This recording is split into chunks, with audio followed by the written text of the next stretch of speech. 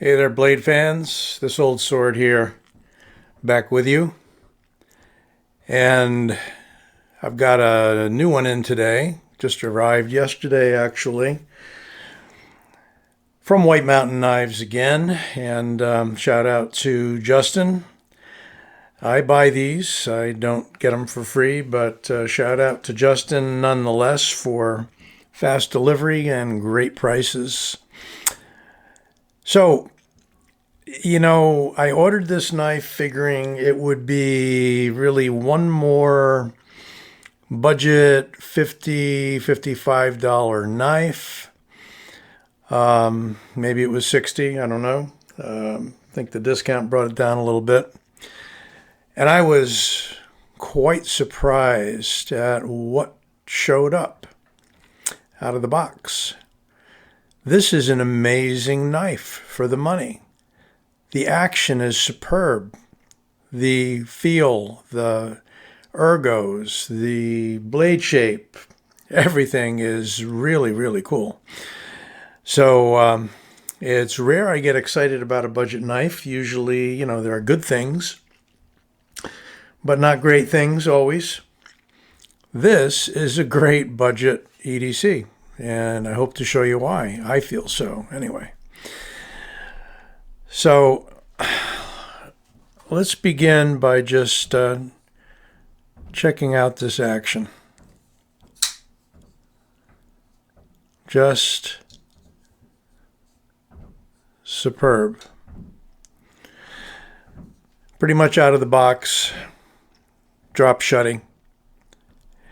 We have this one in a gray, blue-gray G10. Pretty aggressive 3D milling here. Cut out nice here and on the top. Mirrored on the other side with a deep carry clip. The only little problem is they did use the button top screws. I don't know when we'll get knife manufacturers to just simply give us flat screws. Are they rare? Are they more expensive? Are they somehow harder to include? I don't know. That's one of my very few gripes on this blade. Action is superb. You get a nice, on this model anyway, satin grind, satin finish. You get a fuller that runs pretty much the full length of the blade, almost down to the tip. Get a high flat grind. You get a wicked sharp edge. Well done at the edge termination. Not a sharpening choil, but you do get a usable choil area on the front face of that flipper. You get jimping that's not particularly aggressive, but workable. You get some jimping in the liner on the back of the handle. We get a little jimping even here where the pinky falls. And we get some jimping and a relief for the liner right here, which makes it quite easy to close.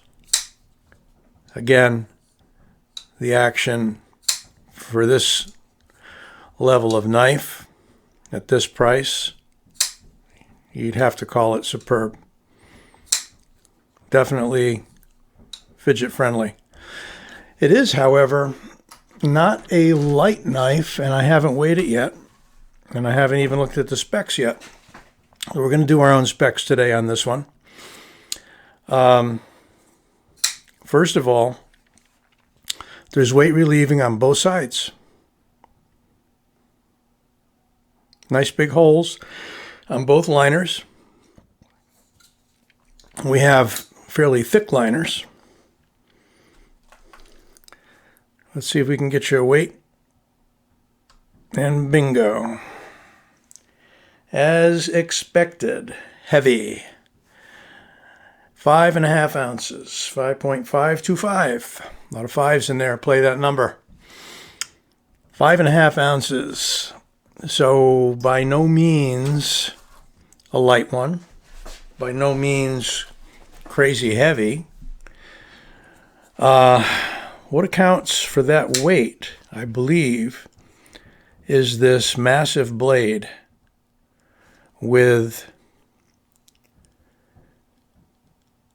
a very thick point. A lot of mass to that blade. That is not a delicate point by any means. That's close to being a chisel. Let's see what we've got for blade stock. Grab it right there. Yeah, I was guessing 4 millimeters, and that's what we got if I don't put any pressure on that. Let's try that again. 4 millimeters. Going right to the handle, we have a handle width in inches of 0.56, so a little over half. And it is not a small knife. I like larger knives, and so this is satisfying to me. 8 and a little over a half. You measure it right to there, 8 5/8. We got a blade, 3 3/4. Cutting edge, pretty much a little more than 3 3/4.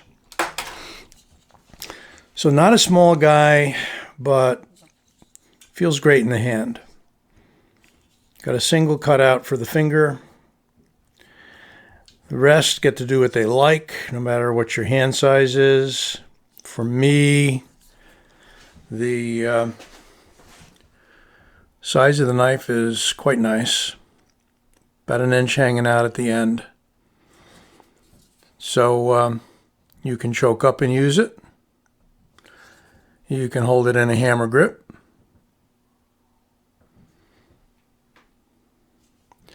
You can extend the thumb, although we don't have any jimping there. You have to hold it back a little bit. Again, there's a beautiful flat ground blade.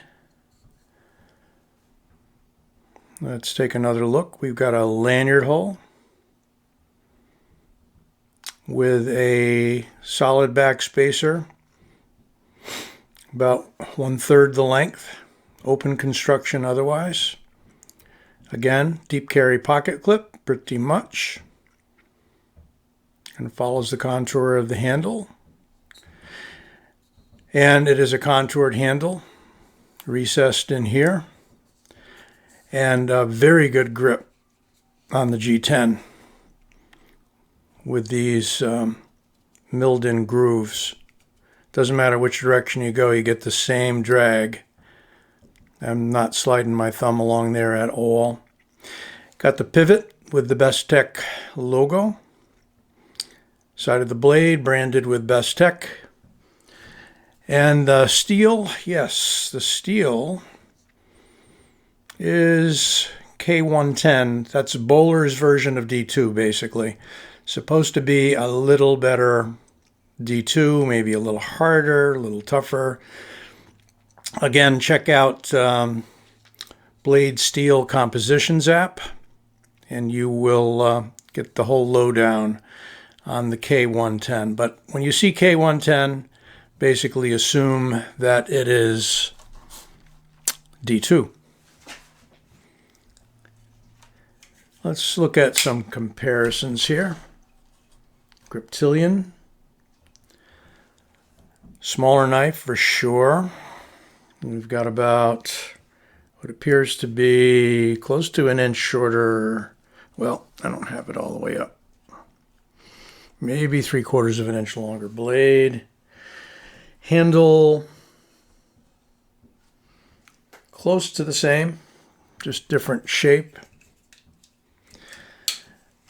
And pull out the big boy, the Rat 1. Now we're getting a little closer. Pretty much the same, end to end. And you guessed it, last but not least, the Freak. And with the Freak, Same size handle, slightly shorter blade.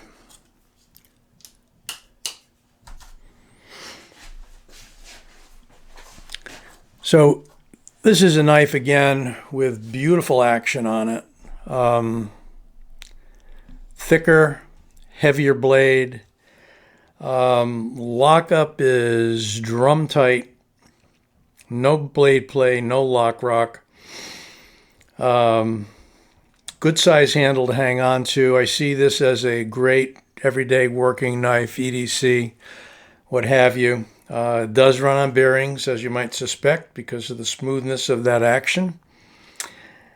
And definitely worth consideration.